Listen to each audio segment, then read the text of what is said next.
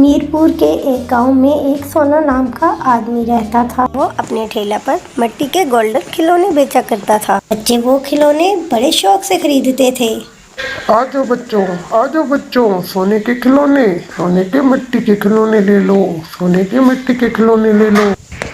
ऐसे ही वो रोज ये खिलौने बेचा करता था।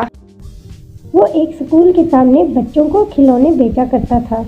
बच्चे रोज ही उससे ये गोल्डन खिलौने खरीदते थे। जबकि उसी स्कूल में एक टिंकू नाम का बदमाश लड़का रहता था। वो टिंकू नाम का बच्चा इतना शैतान था कि उसने सारे स्कूल के बच्चों को डराया हुआ था। बच्चे जैसे ही वो गोल्डन खिलौने खरीदा करते थे, वो शैतान बच्चा उनके पास से ऐसा गुजरता कि वो खिलौने गिरकर टूट जाया करते थे। वो गोल्डन खिलौने देखने में इतने प्यारे होते थे कि टूटते ही बच्चे रोने लग जाते थे। ये सब देखकर सोना को बहुत बुरा लगता था, लेकिन सोना उस बच्चे को कुछ नहीं कह पाता था, क्योंकि वो हेडमास्टर का बेटा था, इसीलिए तो बदमाशी करता था।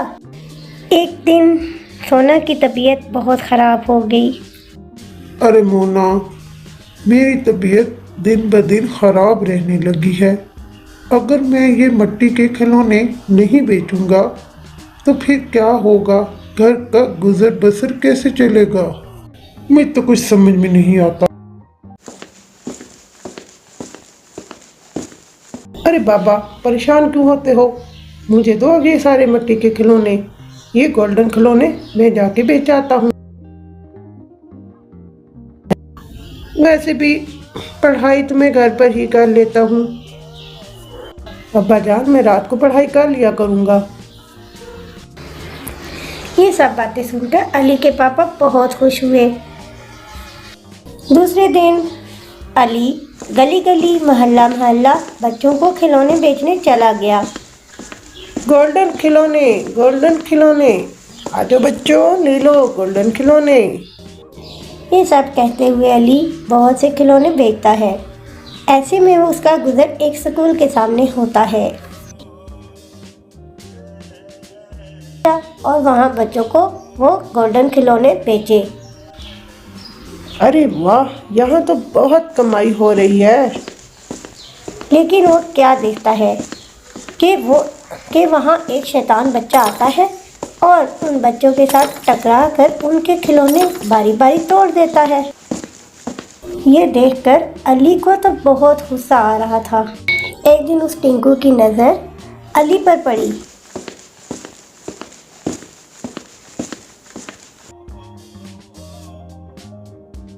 अरे वाह, ये छोटा बच्चा आज खिलौने बेचने आया है।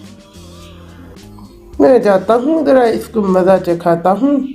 वो आराम आराम से आया और अली से बोला, अरे ये गोल्डन चिड़िया कितनी खूबसूरत है, जरा दो तो मुझे। अली ने उसको वो खिलौना दिया।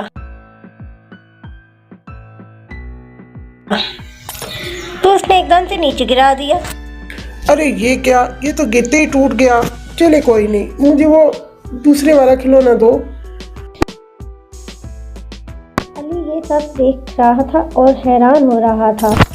अरे यार, वो वाला खिलौना दिखाओ ना, वो दूर पड़ा हुआ कबूतर।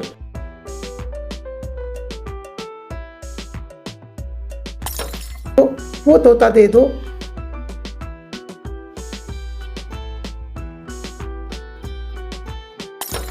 एक एक करके उसने सारे ही खिलौने तोड़ दिए। ये सब देखकर अली को बहुत दुख हुआ। अली अब इसकी ये सब चालाकी समझ तो गया था, लेकिन वो भी जानता था कि हेडमास्टर साहब का बेटा है, इसलिए वो उसको कुछ ना कह सका। और इस तरह वो जब भी वहाँ स्कूल के सामने बच्चों को खिलौने बेचने आता तो वो टिंकू उसके सारे ही खिलौने तोड़ दिया करता और किसी बच्चे को वहाँ से खरीदने ना देता।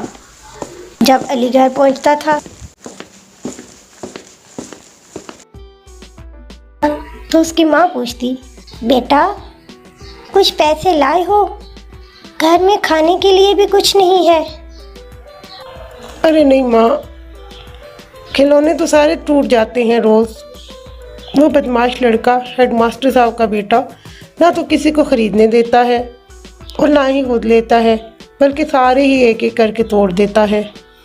मैं क्या करूं? और फिर स्कूल के सारे बच्चे भी तो उससे डरते हैं।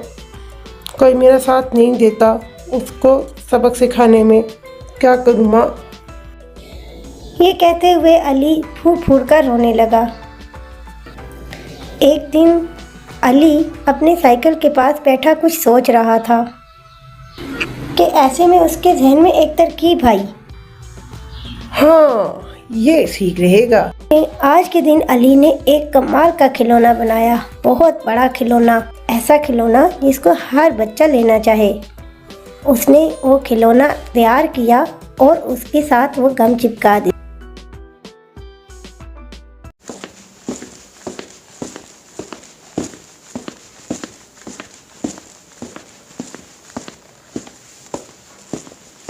टिंकू ने जैसे ही वो खिलौना देखा, उसको वो खिलौना बहुत पसंद आया।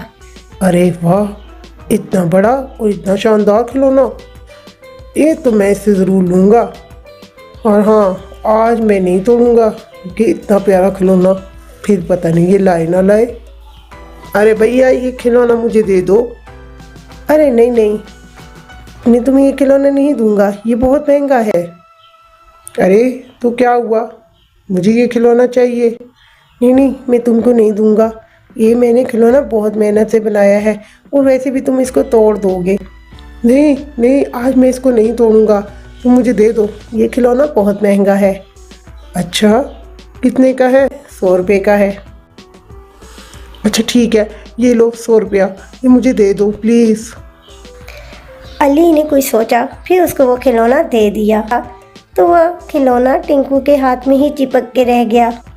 अरे अरे, ये क्या? ये तो मेरे हाथ से चिपक गया है, ये तो मेरे हाथ से नहीं छूट रहा। अली अली यार, कुछ करो, मुझे इससे बचाओ।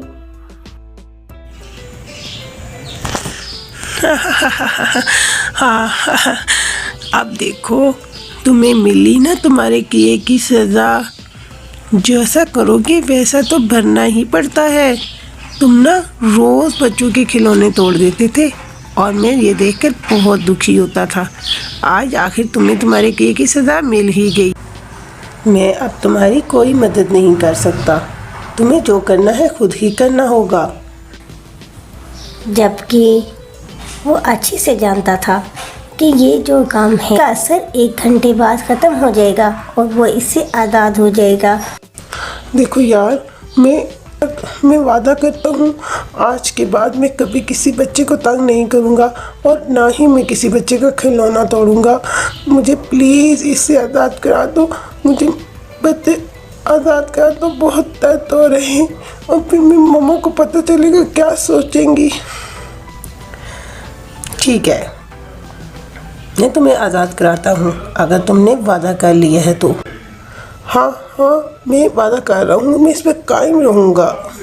देखो, तुम्हारे साथ ये जो गम लगी है इसका असर 1 घंटे बाद ख़त्म हो जाएगा, इसलिए तुम परेशान हुए बिना ये खिलौना घर लेकर जाओ।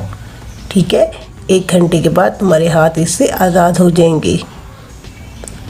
और इसके बाद वो बच्चा वाकई ही अच्छा हो जाता है। वो कभी किसी बच्चे को तंग नहीं करता, ना ही किसी का खिलौना तोड़ता है कि अब वो सारे बच्चे मिलकर खेलना शुरू कर देते हैं। अगर आपको आज की ये कहानी अच्छी लगी है तो जल्दी से चैनल को सब्सक्राइब करें। Golden stories number 1।